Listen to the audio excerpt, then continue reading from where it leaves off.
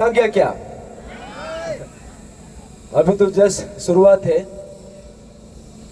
आज जो referendum rally है, इनफैक्ट इन द ईयर 1942, सन 1942 में 8 अगस्त, इसी दिन में क्विट इंडिया मूवमेंट शुरू हुआ था। तो आज का दिन बहुत सिग्निफिकेंट डे है, और आज हम इसलिए भी ये दिन को चुना है बिकॉज आज का जो रेफरेंडम रैली का जो रेलिवेंस है, ये सिर्फ यहाँ तक सीमित नहीं है। This will echo across the length and breadth of Arunachal, और आने वाला पीढ़ी तक 30-40 ईयर्स फ्रॉम टुडे, आज से 20 साल का बाद भी उस समय में ऐसा जो हमारा नौजवान है, वो ये एक किस्सा होना है कि आज जो डिसीजन लिया है, आज जो हमने एक्शन लिया है, इसका जो इम्पैक्ट है, इसका जो असर जो है हम लोग को भी पड़ा है, और वो जो है वो सही असर होना है। तो 80-20 रेशियो को लेके तो आप सबने सुना है। इनफैक्ट शुरू में हमारा प्रोफेसर सर बीरी अरुण सर ने डिटेल में टेक्निकल एस्पेक्ट्स को आप सबको एक्सप्लेन किया है। तो अभी मैं 80-20 में सीधा जंप करने से पहले कुछ बात बोलना चाहता हूँ। तो मेरे पास ऐसा एक डॉक्यूमेंट है, ये शायद आप लोग में से किसी को भी पता नहीं होगा ये कौन सा डॉक्यूमेंट है, क्योंकि ये डॉक्यूमेंट हम सबसे बहुत साल से इसको छुपा के रखा गया था। ये कॉन्फिडेंशियल डॉक्यूमेंट है, और ये डॉक्यूमेंट है scheme of resettlement in the state of Arunachal Pradesh for ex serviceman, और ये है 1965 का। आप लोग ये डॉक्यूमेंट के बारे में सुना है? कोई सुना है? इसका मतलब क्या है?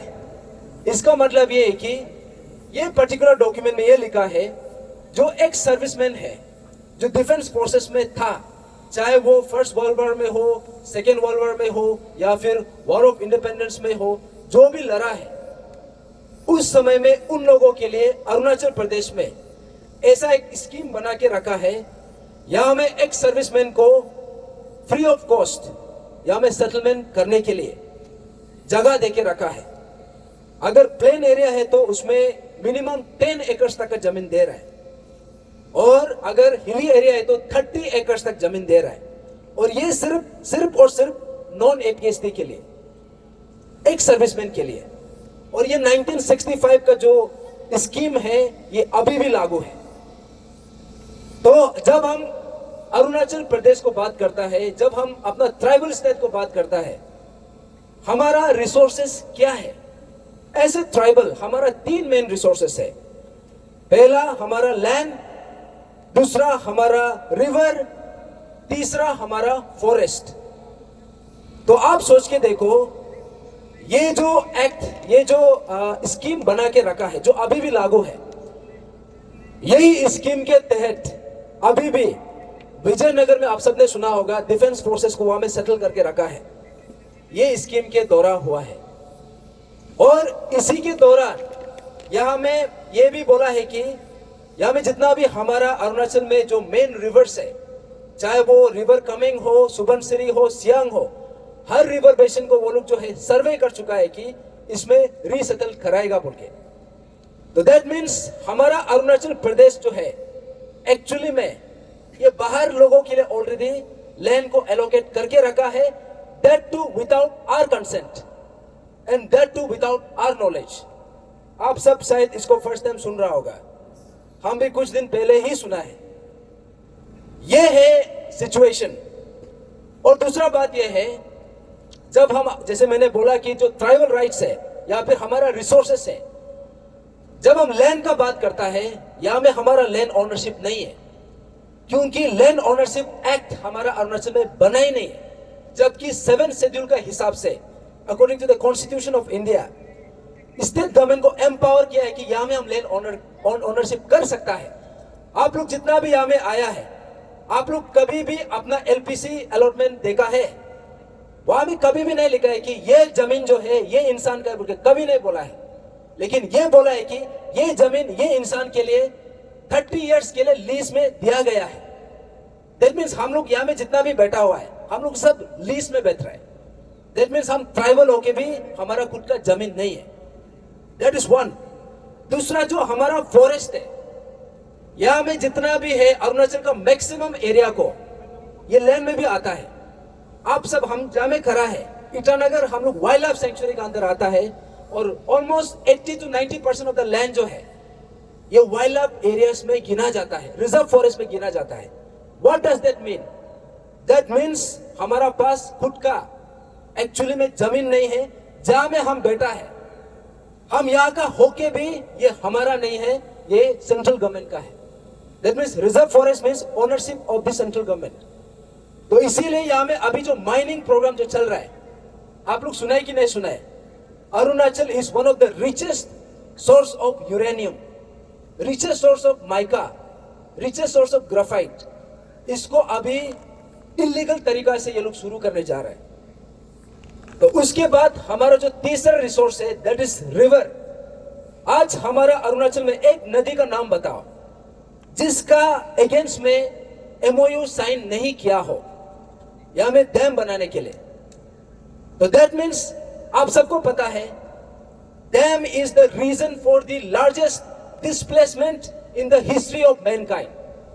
जितना भी हिस्ट्री में डिस्प्लेसमेंट हुआ है ज्यादातर जो है डैम का कारण हुआ है।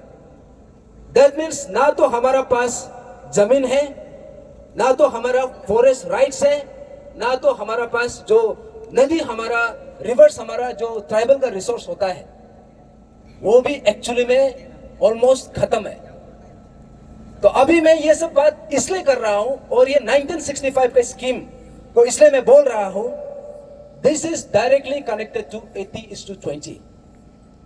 आप लोग शायद इसका कॉन्टेक्स्ट को नहीं समझ पाया होगा, आप लोग सिर्फ इसको जॉब का पर्सपेक्टिव से देख रहे हैं, लेकिन हम इसको जियोपॉलिटिकल पर्सपेक्टिव से, सोशियो कल्चरल पर्सपेक्टिव से और इकोनॉमिक पर्सपेक्टिव से देख रहे हैं।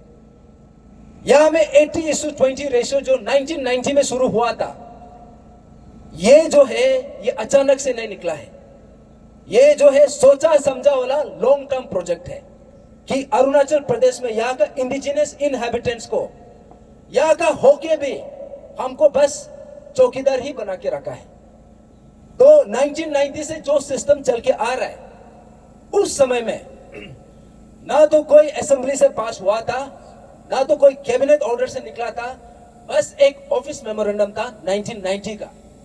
उसमें यह बोला है कि 80:20 हिसाब से हमारा अरुणाचल का जनता को यहाँ का जितना भी रिक्रूटमेंट्स है बाहर का लोगों को उसको अपॉर्चुनिटी दिया है। अभी ये 1965 का स्कीम को ही देख लो, ये रीसेटलमेंट जो स्कीम है 1965 का, ये एबोलिश नहीं हुआ है, अभी भी इंप्लीमेंटेशन में है।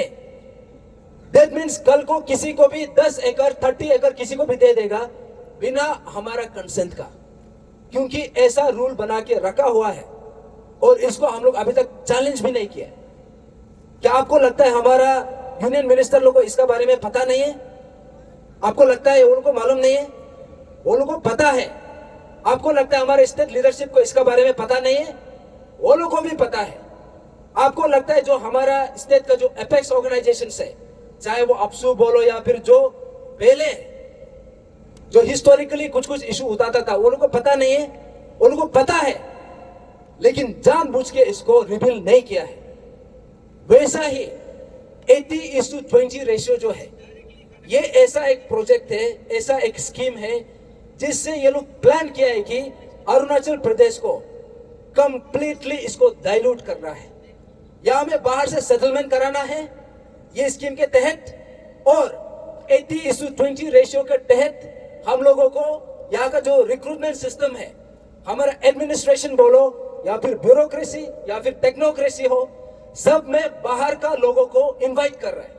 और 80:20 बस पेपर में है, इन एक्चुअल इंप्लीमेंटेशन कई कई जगह में 50-50 भी रखा है, कई कई जगह में 60-40 भी रखा है।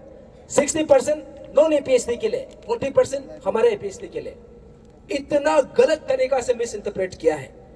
और मिस इंटरप्रिटेशन का मैं एक किस्सा बता दूं। जैसे कि जब हम 80-20 का बात करता है, 80-20 का मतलब ये है कि जब 100 पोस्ट है, 100 में से 80 पोस्ट जो है हमारे एपीएसटी के लिए रिजर्व है, 20 पोस्ट जो है अनरिजर्व, दैट मीन्स टॉप 20 होना है। वो टॉप 20 जो है इसमें एपीएसटी भी हो सकता है, नॉन एपीएसटी भी हो सकता है। तो हमारा यहाँ में यूजुअली ऐसा बोला जाता है, अगर हमारा ट्राइबल स्टूडेंट्स टैलेंट है तो हम 80-20 को क्यों डरना है, बोलता है, आप लोग भी सुना होगा। और दूसरा बात ये भी बोलता है कि हमारा ट्राइबल का वर्क कल्चर अच्छा नहीं है, इसलिए हम लोग बाहर से रखना है, ऐसा भी बोला जाता है। तो ये सब नैरेटिव को मैं बोलना चाहता हूं कि हमारा यहाँ में जो बाहर से जो आता है, यहाँ में मिस इंटरप्रिटेशन को मैं बताना चाहता हूं कि ये जो 80-20 जहां में 100% 100 पोस्ट के लिए 20% अनरिजर्व रखना चाहिए था, ये लोग क्या किया है, 50% को अनरिजर्व रखा है। हम जब पूछा है कि ये 50% को अनरिजर्व रखा क्यों है, तो वो लोग बोलता है कि ये ऑलरेडी ये 80-20 ही है, लेकिन यहाँ में एक्स्ट्रा पोस्ट इसलिए आया है क्योंकि उसको जो पहले होल्ड करने वाला वो नॉन एपीएसटी था, वो नॉन एपीएसटी वो जॉब कर रहा था, वो रिटायरमेंट होने के बाद वो जब वैकेंसी हुआ पोस्ट, वो पोस्ट को ये अनरिजर्व कैटेगरी में डाल दिया। हम पूछा है ये रूल कहाँ लिखा है, 80-20 में तो कहीं ऐसे लिखा नहीं है। ये एक तरीका से लोग मिस इंटरप्रेट किया, और दूसरा तरीका से मिस इंटरप्रेट इस तरीका से किया कि जैसे कि जब हमारा यहाँ पे कांस्टेबल एग्जाम होता है, कांस्टेबल एग्जाम में एज बहुत स्पेसिफिक होता है। जैसे कि नॉन एपीएसटी के लिए अगर 21 इयर्स मैक्सिमम एज है, तो हमारे एपीएसटी के लिए एज रिलैक्सेशन किया जाता है फॉर 3 इयर्स और फॉर 6 इयर्स। लेकिन इन लोगों ने क्या किया, हमारे APST candidate non APST candidate से ज्यादा मार्क्स स्कोर करने से भी उसको 20% अनरिजर्व कैटेगरी में नहीं डालता है। रीजन ये बताता है कि ये पर्टिकुलर स्टूडेंट जो है शुरू में ही एज रिलैक्सेशन का क्राइटेरिया को ऑलरेडी ऑप्टिमाइज कर दिया, इसलिए हम इसको अनरिजर्व में नहीं डाला है, जिसका कारण से वो रिजर्व कैटेगरी में आके दूसरा कोई हमारा ट्राइबल एपीएसटी को ही डिप्राइव कर देता है। क्योंकि अगर वो अनरिजर्व में आता, दैट मीन्स वो उसका रिजर्व वाला कैटेगरी खाली होता है, उसमें तो हमारा एपीएसटी ही आना है। ये सिर्फ 1 या 2 पोस्ट का नहीं है, 1 या 2 एग्जामिनेशन का नहीं है, 36 इयर्स तक ये सिलसिला चलते आया है। और ये स्कीम के बारे में जो मैं बोल रहा हूं, ये लोग का बहुत लॉन्ग टर्म प्रोजेक्ट है कि अरुणाचल प्रदेश को कंप्लीटली ट्राइबल स्टेट से ऑलमोस्ट एक नॉन ट्राइबल स्टेट में कन्वर्ट करने का एक प्लान है। बाहर से लोगों को सेटल कराना है, उसके बाद हमारा जॉब अपॉर्चुनिटीज को बाहर का लोगों को देना है। तो इससे क्या होता है, जो जियोपॉलिटिकल एस्पेक्ट्स हम जिस हिसाब से देख रहे हैं, क्योंकि एपीपीएससी जब एग्जाम कंडक्ट करता है, यहाँ में सीओ का रिक्रूटमेंट होता है, डीएसपी का रिक्रूटमेंट होता है। आप सोच के देखो, हम यहाँ में 20% का जो एक विंडो खोल के रखा है। जब हम ये विंडो को खोल के रखा है, तो यहाँ में हर साल मिनिमम एटलीस्ट 10-15 एग्जाम्स होता है, और लास्ट 36 ईयर से कितना एग्जामिनेशन हो चुका है। और अगर यही सिलसिला अनदर 20-25 ईयर्स तक चला, आप इमेजिन कर सकता है हमारे यहाँ का जितना भी सीओ बोलो, डीएसपी बोलो, एसपी बोलो, या फिर यहाँ पर एग्जीक्यूटिव इंजीनियर्स बोलो, मैक्सिमम नॉन ट्राइबल्स होगा, नॉन एपीएसटी होगा। तो ऐसा में हमारा सिचुएशन क्या होने जा रहा है, यहाँ का पॉलिटिकल डायनेमिक्स भी चेंज हो जाएगा। क्योंकि नॉन एपीएसटी जो ये लोग है, ब्यूरोक्रेट्स है, ये लोग किंग मेकर है, ये लोग अपना कैंडिडेट खड़ा करेगा। कल को जब ये लोग असेंबली में मेजोरिटी लेके आएगा, अपना सरकार बनाएगा, अपना पॉलिसी बनाएगा, और हम लोग क्या होगा, we will be marginalised again. ये सिचुएशन होने जा रहा है, और इसका सोशियो कल्चरल कॉन्सिक्वेंसेस भी है, end of course the economic consequences. तो जैसे आज हम देखा है, हमारा पीएचडी स्कॉलर भी एमटीएस एग्जाम में अपियर करने में मजबूर हो रहा है। ये इसलिए हो रहा है क्योंकि हमारे यहाँ में अनएम्प्लॉयमेंट क्राइसिस इतना ज्यादा है। हमारा पॉपुलेशन देखा जाने से बहुत कम है, लेकिन स्टैटिस्टिकली हमारा जो अनएम्प्लॉयमेंट रेट है, ये नेशनल एवरेज से भी ज्यादा है। ये सिचुएशन है, एंड आई वुड से ये जो अनएम्प्लॉयमेंट का जो क्राइसिस है, this is equivalent to a ticking time bomb. ये कभी भी फट सकता है। और जब हमारा युवा बेरोजगार होके जब सड़क में निकलेगा, यहाँ में जब ये एंटी सोशल एक्टिविटीज होना शुरू होगा, जब सोशल अनरेस्ट होना शुरू होगा, तब तक बहुत लेट हो चुका होगा। तो इसीलिए आज ये 80:20 रेशो को लेके आप सबको मैं इसका बड़ा पर्सपेक्टिव बताने के लिए आया था। ये 1965 का जो स्कीम है, ये बना बनाया वाला एक षड्यंत्र है, और 80:20 ये दोनों आइसोलेशन में हम इसको नहीं देख सकता है, दे आर इंटरकनेक्टेड। तो अभी जहां तक 80:20 रेशो का बात है, मेरा पार्टिसिपेशन ये इशू हम 2021 में फर्स्ट टाइम उठाया था। क्यों उठाया? क्योंकि 2021 में एपीपीएससी सिविल सर्विस एग्जाम में हमारा एपीपीएससी का हिस्ट्री में for the very first time Anmol Singh करके कोई नॉन एपीएससी जो है एपीसीएस एग्जाम को टॉप किया है। आप लोग उससे पहले कभी सुना है हमारे एपीसीएस एग्जाम में बाहर से आके कोई उसका टॉपर बना है? आप लोग सुना है? या फिर आप लोग सुना है कि हमारा अरुणाचल का स्टूडेंट जो है बाहर जाके दूसरा स्टेट में जाके टॉप किया हो, या फिर एग्जाम में रिक्रूट हुआ हो? आप लोग सुना है? तो दैट मीन्स वो पहला एक इंस्टेंस हुआ जहां में हम देखा है कि हम अनमोल सिंह का क्रेडिबिलिटी को हम अंडरमाइन नहीं कर रहे हैं, लेकिन हम ये बोल रहे हैं कि हमारा 15 लाख पॉपुलेशन, हम 150 करोड़ पॉपुलेशन को हम कंपीट कर पाएगा? अभी भी हम एटलीस्ट 40 साल मेनलैंड इंडिया से पीछे हैं, ये स्थिति है।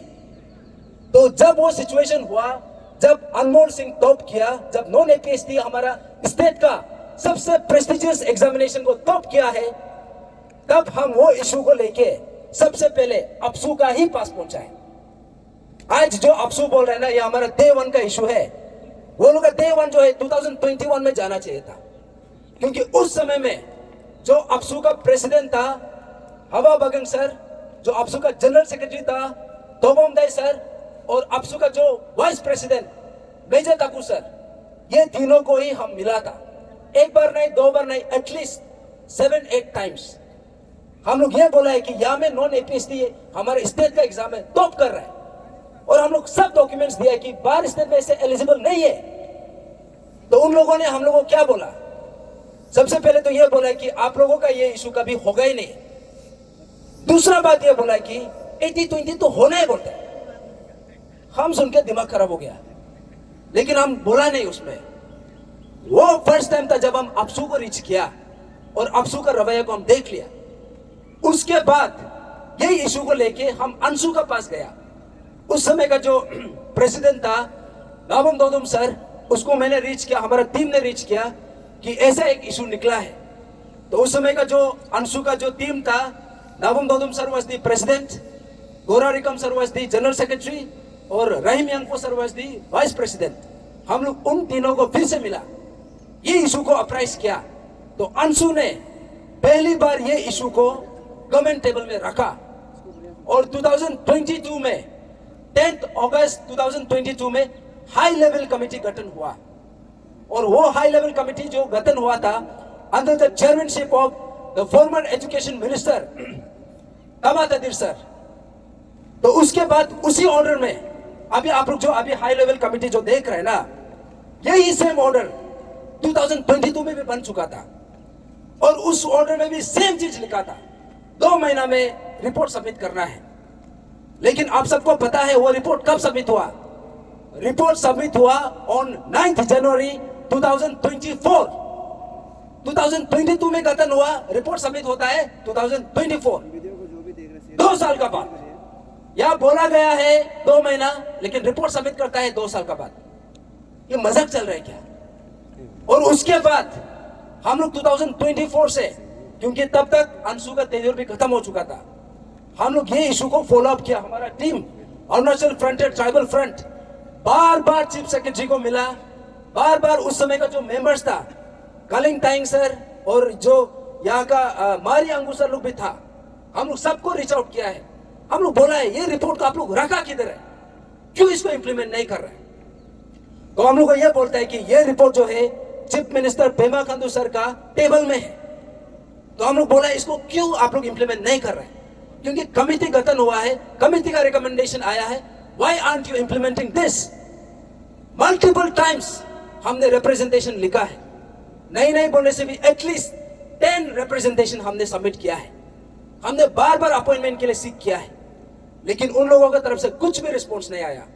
तो ये 2 साल हम लोग ठीक से फॉलो अप करके कोशिश किया है, लेकिन 2024 से 2026 तक इसको इंप्लीमेंट किया ही नहीं।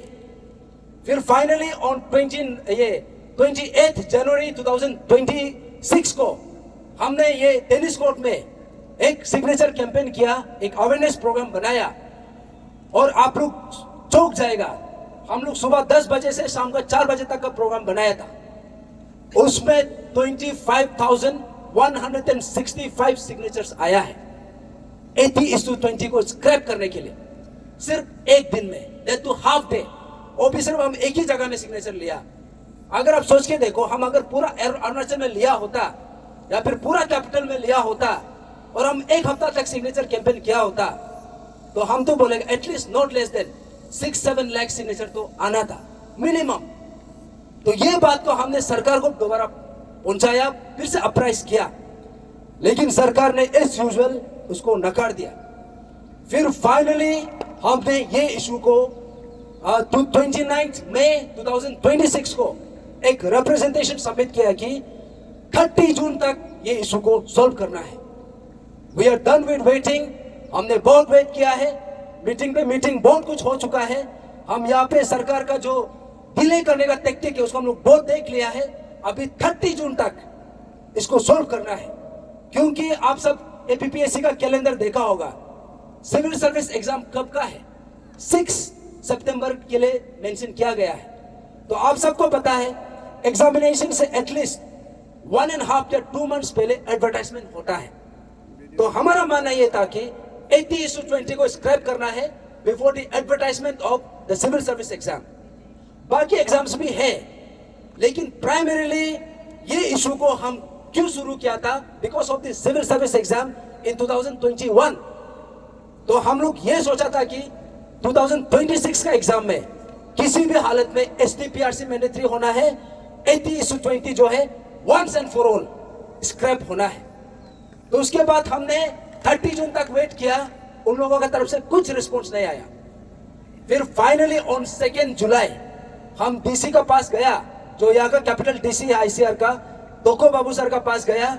तो हमने बोला कि सरकार हमारा बात को सुन नहीं रहा है, अभी हम रैली, पीसफुल रैली करेगा। आप लोगों को भी याद होगा 11 जुलाई को हमारा रैली करना था, क्योंकि उस समय में हमको परमिशन एक्चुअली में दे चुका था। तो हमको यह बोला है कि आप बस एनओसी लेके आओ।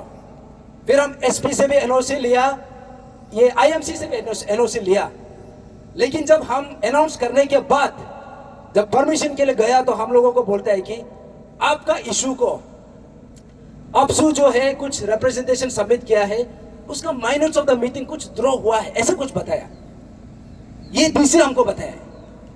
तो हम बोला है कि अगर ऐसा बात है तो सरकार हम लोगों को क्यों डायरेक्टली कम्युनिकेट नहीं किया है? आप चीफ सेक्रेटरी का थ्रू से हम लोगों को कम्युनिकेट कर सकता था, लेकिन क्या नहीं है। और दूसरा बात हम ये बोला है कि या में माइन्यूट को हम क्या करेगा, हमको करना है इम्प्लीमेंट, माइन्यूट से हमको कुछ लेना देना नहीं है। तो फिर भी हमने जबरदस्ती बोला कि 11 को हम लोग कंटिन्यू करेगा। फिर 6 जुलाई 2026 को और एक हाई लेवल कमेटी गठन हुआ है, जिसको आप सब अभी देख रहा होगा। यही सेम हाई लेवल कमेटी जो 2022 में ऑलरेडी बन चुका था, सेम वर्डिंग है, सिर्फ उसमें नाम चेंज किया गया है। उस समय में अंशु प्रेसिडेंट नाबम तोतुम सर को मेंशन किया था, ये बार अपसू प्रेसिडेंट को मेंशन किया है। तो हम समझ गया कि this is nothing but an eyewash, nothing but a public eyewash, क्योंकि हमको उस समय में भी 2 महीना में करेगा बोला था, लेकिन रिपोर्ट को सबमिट किया है 2 साल का बाद, और आज तक वो रिपोर्ट का बेसिस में उसको इंप्लीमेंट किया ही नहीं। लाइकवाइज अभी जो नया कमेटी गठन हुआ है, हम तो बोलेगा this is a complete mockery of our intelligence. ये लोग शायद ये सोचता होगा यहाँ में जितना भी आया है, या फिर अरुणाचल का जितना भी युवा है, जितना भी आम जनता है, हम लोग सब बेवकूफ है। या तो ये लोग हम लोग को गधा समझ के रखा है, या फिर ये लोग खुद को ओवर स्मार्ट समझ के रखा है। तो ये मैं बात बोलना चाहूंगा, ना तो हम लोग गधा है, ना तो ये लोग को हम ओवर स्मार्ट बनने देगा। तो इसके बाद हम लोगों ने ये पर्टिकुलर जो कमेटी गठन हुआ है, इसको हम बोला है कि हमारा अरुणाचल फ्रंटियर ट्राइबल फ्रंट का तरफ से हम लोग कंप्लीटली डिसमिस करता है, क्योंकि इसका 2-3 रीजन है। पहला रीजन यह है, ये पर्टिकुलर एसटी एंड पीआरसी को मैंडेटरी करने के लिए ना हाई लेवल कमेटी का जरूरी है, ना हाई पावर कमेटी का जरूरी है। इसमें already article 16 clause 4 of the Indian constitution हमको एम्पावर किया है कि हम इसको विदाउट कंसल्टिंग एनीबॉडी इसको किया जा सकता है। और दूसरा बात यह है कि चाहे वो ये मिजोरम हो, नागालैंड हो, मणिपुर हो या फिर असम हो, ये लोग एसटी पीआरसी मैंडेटरी जो है हाई लेवल कमेटी गठन करके नहीं किया है, ये लोग कॉन्स्टिट्यूशन का प्रोविजन को ही यूज करके किया है। तो हमने बोला है कि ये हाई लेवल कमेटी जो नया बना है, इसको हम लोग कंप्लीटली डिसमिस करता है। This is a mockery of our intelligence, this is a mockery of our future, that is one. और दूसरा बात हम ये बोला है, अगर आपको हाई लेवल कमेटी वाला गेम खेलना ही है तो 2022 का जो हाई लेवल कमेटी गठन हुआ था, उसका रिपोर्ट को यूज करके ये 2 महीना वेट नहीं करके इमीडिएटली इंप्लीमेंट करो। ये 2 बात हम बोला है। तो उसमें हमको पता चला है कि ये जो सरकार जो है, अभी नया कमेटी गठन करके हम लोगों को बस डिले करने के लिए, इसको डाइल्यूट करने के लिए, इसको डिस्ट्रैक्ट करने के लिए, और हम सबका जो टाइम है, जो उम्र है, उसका साथ में खिलवाड़ कर रहे हैं। तो इसीलिए हम बार बार आया है। आप लोग में से कोई लोग सोच रहा होगा कि ये इशू को ऑलरेडी सरकार कर रहा है, अपसू कर रहा है, ये कर रहा है, वो कर रहा है। हम ये बात को 4 साल से सुन रहे हैं, एक बात। दूसरा बात ये है, आप सब देखा है एपीपीएससी पेपर लीकेज में क्या हुआ है। हम लोग उस समय में pan Arunachal joint steering committee का I was the vice chairman, जब अपसू और अनसू इशू को उतारा था, क्या जरूरत था कि पीएचएसी फॉर्म करने का, क्योंकि हम लोगों को पता था गिवन देयर ट्रैक रिकॉर्ड कभी ना कभी ये इशू में वो लोग फिसल सकता है। इसलिए हम लोग ने पैरेलली इशू को हम लोगों ने इसको फॉलो अप किया। आप सोच के देखो लास्ट में जाके क्या हुआ है। अपसू में से कोई दिखा है? हम तो बोलेगा ऊपर से लेके नीचे तक, प्रेसिडेंट से लेके ऑफिस सेक्रेटरी तक, ये इशू को इसको टेंडर में कन्वर्ट करके वो लोग स्कीम का फॉर्म में एक्सचेंज किया है। अगर जरूरत पड़ेगा तो हम पूरा नाम भी गिन के बोल सकता है, but I don't want to do that. लेकिन दूसरा बात यह है, अभी ऐसा भी ऐसा करता है कि अभी यही 80-20 को हमको तो ऑलरेडी सदमा लगा हुआ है। अपसू हमको पास में कैसे करके हम लोगों को पूरा अरुणाचल को कैसे करके हम लोग को बितरे किया है, हम लोग अंक का सामने में हुआ है। अभी हम कैसे दोबारा विश्वास करेगा? और दूसरा बात यह है, आप सब देखा होगा चकमा हजोंग, आप लोग में से कोई पैदा भी नहीं हुआ था होगा जब से ये इशू चल रहा है। आज बोलता है, हम जब इसको बोलेगा इसको एटीएम मशीन बना के रखा है तो ये लोग को खराब लगता है। ये फैक्ट है। इसको लास्ट 40 इयर्स से क्यों सॉल्व नहीं कर रहे? तो इसलिए ये 80-20 रेशियो का जो इशू है, ना तो हम इसको सेकंड चकमा हजोंग इशू बनने देगा, ना तो हम इसको एटीएम मशीन बनाने देगा। इसको हम करेगा तो आम जनता, आम public, as aspirant, as youth of, as the concern Arunachali of this state, हम लोग इसको एड्रेस कराएगा और जल्दी कराएगा। तो इसीलिए यहाँ में मैं किसी ऑर्गेनाइजेशन का खिलाफ बात करने के लिए आया नहीं हूं। इसलिए मैं ये सब क्लैरिफिकेशन दे रहा हूं, क्योंकि सोशल मीडिया में, पब्लिक नैरेटिव में एक गलत डिस्कशन चल रहा है कि कदक नालो ये इशू को ऑलरेडी दूसरा कोई कर रहा है तो ये जबरदस्ती कर रहा है। ये लोग डे 1 से कर रहे हैं, बोलते हैं डे 1। तब तो 2021 में था, कहां है day 1? That is first. Secondly, given the track record of the various organizations, अभी हम किसको भरोसा करेगा? इसलिए हमको समझ में आ गया कि अगर अपना फ्यूचर को संवरना है, अपना फ्यूचर को प्रोटेक्ट करना है, उसको सेफगार्ड करना है, तो आप ये इशू को, ये मुद्दा को अपना हाथ में लेना पड़ेगा। इसीलिए आज सबको ये जो फाइनल रेफरेंडम रैली जो मैंने रखा है, हमारा टीम ने रखा है, इसमें हमने किसी को भेदभाव नहीं किया है। हर पॉलिटिकल पार्टी को हमने इनवाइट किया है, हर स्टूडेंट यूनियन को इनवाइट किया है, हर सोशल एक्टिविस्ट को इनवाइट किया है, हर एनजीओ को इनवाइट किया है, हर सिविल सोसाइटीज को इनवाइट किया है, हर कंसर्न अरुणाचलीज को इनवाइट किया है, क्योंकि हमारा मानना यह है, this issue belongs to each and every Arunachali. ये ना तो कोई एक पर्टिकुलर ऑर्गेनाइजेशन का है, ना एक पर्टिकुलर पॉलिटिकल पार्टी का है, ना एक कोई इंडिविजुअल का है।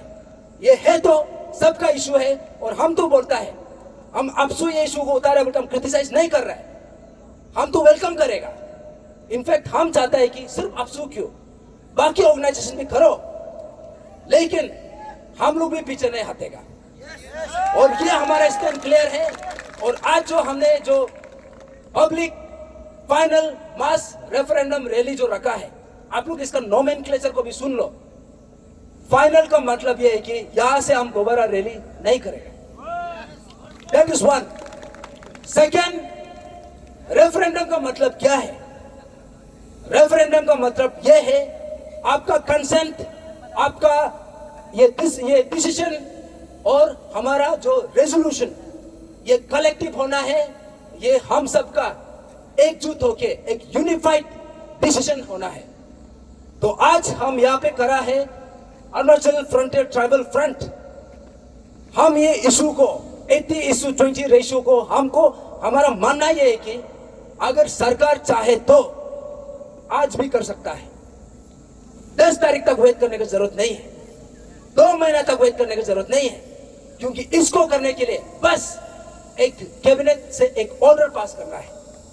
अभी कोई लोग बोलता है लीगलिटी का बात करता है, टेक्निकली का बात करता है।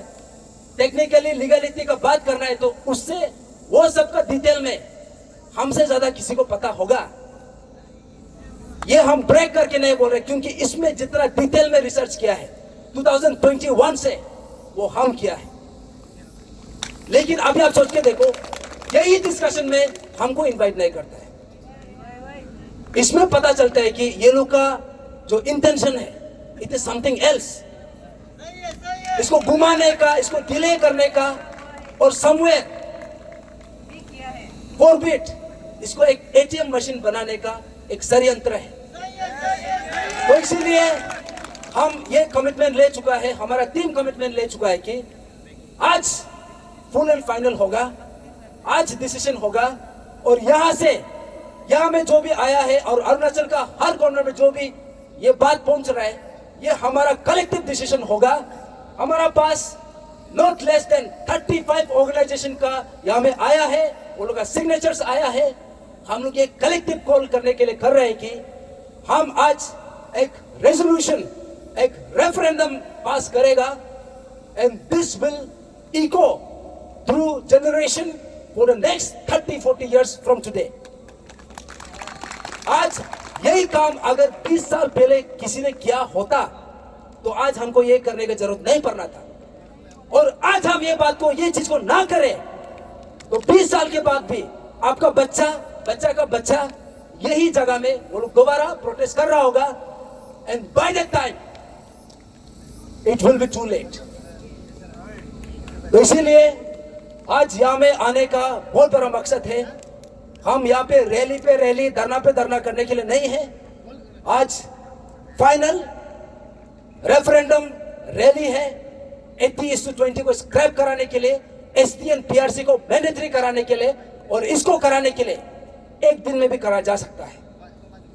तो यहां से हम लोग टीम ने एक निर्णय लिया है कि हम स्टेट गवर्नमेंट को 1 हफ्ता का समय देगा, 1 week फ्रॉम टुडे। अगर 1 हफ्ता में नहीं करता है, ना तो हम रैली करेगा, ना तो हम धरना करेगा। यहाँ में जितना भी आया है, अपना दिल में हाथ रख के बोलो, आप लोग शपथ लेना पड़ेगा। आप लोग अपना फ्यूचर के लिए सीरियस रहना नहीं है। आप लोग अपना बच्चा, अपना भाई बहन का फ्यूचर को आप सेफगार्ड करना चाहता है कि नहीं?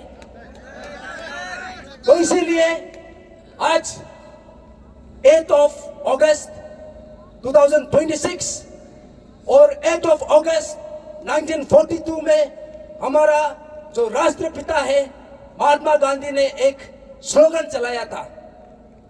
वो अपना एंटायर लाइफ में सिर्फ और सिर्फ अहिंसा, नॉन वायलेंस का रास्ता चला है।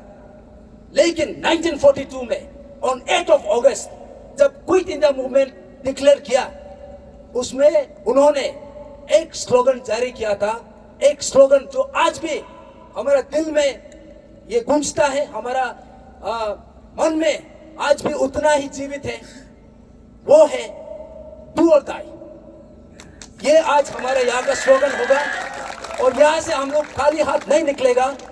ये नॉर्मल रैली नहीं था, ये नॉर्मल रैली नहीं है और इसका स्टेटमेंट आज होगा। यहाँ से निकल के आज 8 अगस्त है, 8 अगस्त 1942 का उसका inspiration as an honour to that particular movement. आज हमारा अरुणाचल का फ्यूचर के लिए, अरुणाचल का भाई बहन के लिए, अरुणाचल का अपना युवा के लिए, उसके लिए हम एक स्टैंड रख रहे हैं कि अभी यहां से जो होगा डू और डाई वाला मूवमेंट होगा। और इसमें हम सरकार को 1 हफ्ता का समय देगा। दैट मीन्स आज 8 तारीख है, हम 15 अगस्त तक का समय देगा।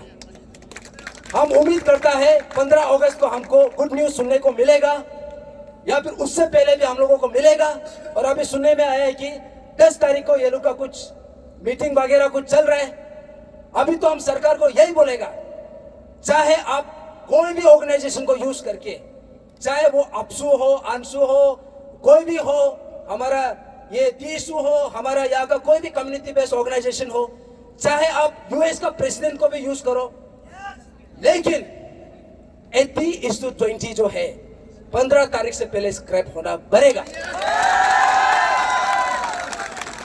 अब ये 10 तारीख का जो मीटिंग है, अगर आप स्टेट में लॉ एंड ऑर्डर सिचुएशन आपको नहीं चाहता है, या में यहाँ का जनता, यहाँ का युवा आप चाहता है कि सड़क में ना आए, तो 15 तारीख से पहले इसको रिजॉल्व कर देना है।